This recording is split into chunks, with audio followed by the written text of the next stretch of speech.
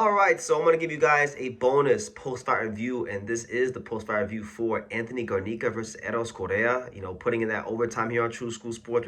We don't just cover the mainstream boxing. We don't just cover, Top Rank and Golden Boy and PBC and Matchroom. No, we cover the fight game, every corner, in every crevice of it. And sometimes, if I have to, if I really want to see a fight, if I gotta pay money behind a paywall to watch some club show boxing, I'll do it. And tonight was one of those nights. I paid like $6.99, $7.99 for Triller TV. Shout out to Triller TV and Showtime Boxing Promotions for putting on a pretty good card out there in Long Beach at Thunder Studios. So I paid my little $7 for it, and it was worth it. And Anthony Garnica, really an interesting fighter. He's a guy that, for my time in the Bay Area last year at Yugo Osaki, for the month and a half that I was out there, I grew to know him, and in my research since then, I've learned a lot, and I've seen a lot of value in him. And I said that back in January when I did my video about him, right? And I knew the name Anthony Garnica even before I met him, but I've really gotten familiar with Anthony Garnica over the last 7 to 8 months, or however long it's been since I've been in the Bay Area. But he had a test. He had a pretty stiff test tonight in Eros Correa. Eros Correa is a guy that has fought at a very good level in the bantamweight division. He's been in there with guys like Saul Sanchez, Katsuma Akitsugi, and Michael Angeletti, and he's won some, he's lost some. He did beat Saul Sanchez, a former world title challenger.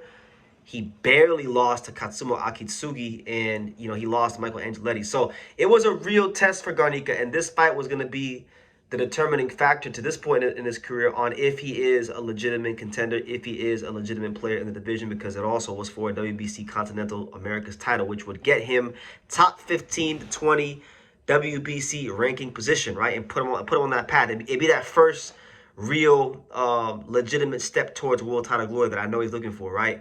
And it was a good fight. He winds up winning the fight on points. It was a clear UD, but it didn't come without some flaws, and it didn't come without some resistance being shown by Eros Correa, because Garnica's 5'8". He has a pretty good frame for the weight class, which is good. He did a very good job for the majority of the fight in fighting off that tall, long, rangy frame of his, keeping Correa at the end of his punches. But Correa had a lot of success being the stockier guy, being a bit awkward. He liked to counter punch. He was throwing, punches that were hitting Anthony Garnica flush in between the shots and after he would throw his punches. So obviously, from this fight, what I could tell you is that even though Garnica won and he did a lot of things good, I think that defense and his defensive awareness after he punches has to really pick up as he steps it up in class. Because in them rankings, you got guys like Andrew Kane, Kenneth Lobert, Riku Masuda, guys that are really cut your lights off if they land similar shots to what Correa was landing tonight. But credit to Garnica. Eros Correa hit him with some good shots. He wore them pretty well. He showed some good durability, and it's a good confidence builder for him. Correa is from San Jose, California. Anthony's coming to y'all live and direct from Oakland, so it was a Bay Area type of fight. San Jose and Oakland ain't that far from each other, right? And so it was kind of weird that the fight was in L.A. or Long Beach. Would have been cool to have this fight in the Bay Area, but they had familiarity from sparring, so they knew each other well. And I know from just my whole life watching boxing, anytime fighters know each other from sparring, there's a lot of factors and layers in terms of the feel-out process and adjustments that happen in their fight. And there were a lot of adjustments in this fight tonight, and I think that makes the Garnica's win all that more impressive, right? So he goes 8 rounds. He now is 14-0-1 with 8 knockouts.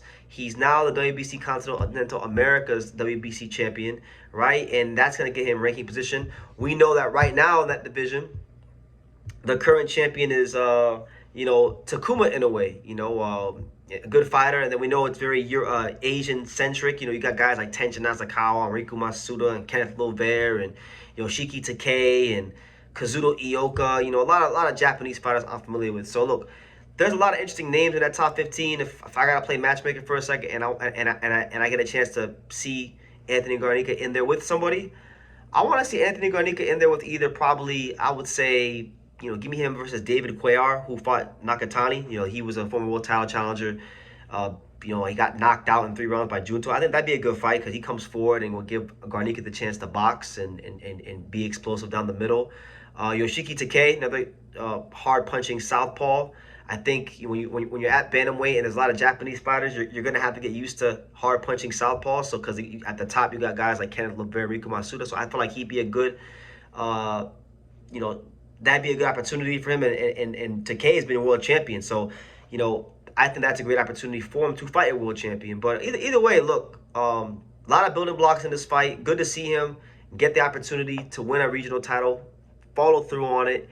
And that he'll only get better from here. Virgil Hunter, I know from talking to Virgil and a lot of the guys at the gym, they're very bullish on this kid Anthony. And right now we're going through a bit of a Bay Area boxing revival. You got Tony Hirsch Jr., who just recently upset Robert Merriweather III on Zuffa Boxing. He was actually in camp with us and Angelo Leo for a couple times. So I got a lot of love for Tony Hirsch and his dad from meeting them. You have Amari Jones, who's actually headlining next weekend in San Jose at the SAP Center, the home of the San Jose Sharks. And a lot of people feel like he's going to be a middleweight world champion sooner rather than later. And I feel that way. I think Amari Jones in a thinned out middleweight division, he's clearly one of the best fighters in the division, even without a title. So I think a world title's coming his way as well. But I really do feel like between Garnica, Amari Jones, and now with the recent emergence of Tony Hirsch, Bay Area boxing, if you want to include Devin Haney, even though I don't really consider Devin Haney a pure, thoroughbred Bay Area kid. He did grow up in Vegas a lot. I know his dad's from the Bay. I don't really look at him as a Bay Area fighter. But if you want to include Devin, you can include Devin. So you got Devin Haney, you got Amari Jones, you got Tony Hirsch Jr., and you could add Anthony Garnica's name into the mix. Bay Area boxing, I feel like is coming back to the forefront. And it's great because I feel like San Francisco and Oakland and San Jose, Bay Area, they don't really get. It's an underutilized market, and it's an overlooked part of America in the fight game. So it's good to see fighters, young fighters, emerging from that part of the country because I feel like there's a lot of potential there. And it's been a while since Andre Ward was in the fight game, so it's good to see some of these guys starting to emerge. And Garnica, I thought tonight he had a pretty stern test in front of him, definitely the biggest of his career, and he passed through a flying color. So I'm sure him, Virgil Hunter, Coach Jeff Rael, who I got a lot of love for. I love Coach Jeff. He was probably one of my favorite people I met out in the Bay Area. Coach Jeff, Wilson Dude, the nutritionist, everyone. They're all gonna go back and they're all gonna be diligent and they're gonna look at this fight and see where they went wrong and we'll see how it goes. I think Anthony Garnica, big things could be in store for him later on in the year. If not somebody in the top 15, if we can't get somebody in the top 15 for Garnica next, then keep the young man busy. I want to see him fight in Oakland. I believe not only could Anthony Garnica become a real player at bantamweight, maybe even a world champion, but I think more importantly, even just as important, he could become something more rare, a ticket seller in the Bay Area. Can you imagine that? So, yeah, I'll leave it at that, man. Anthony Garnica goes in there and he wins a really tough fight against Eros Correa. Had to really grind it out to some moments, but he did. And Andy Ruiz Jr., shout out to him. And Andy Ruiz Jr. was there. He was ringside, and that is one of Anthony Garnica's close friends.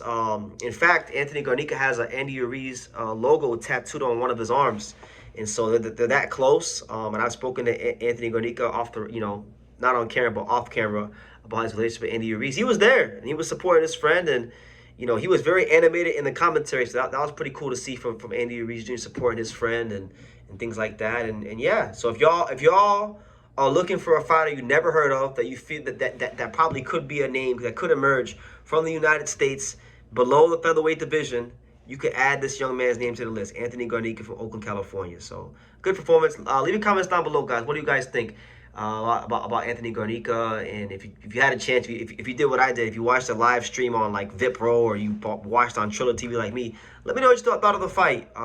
Definitely some things that need to be corrected, otherwise he will get found out, but it's still a lot of building blocks as well. So yeah, see you guys in the next video. It's currently 1:38 a.m. Eastern Standard Time, so as soon as this video uploads, I'm going to go get some rest because in less than 4 or 5 hours, I'm going to be on the road to Virginia for the Keyshawn Davis Nahir Albright fight. I'm covering just the fight night stuff. Going to get some interviews and some content, so stay tuned for that here on True School Sports. And yeah, shout out to Anthony Garnica. Shout out to Virgil Hunter, Jeff Riel, Wilson Du, the whole Bay Area team on getting the job done tonight. And we'll see how it goes from there. But yeah, leave your comments down below, and I'll see y'all in the next video.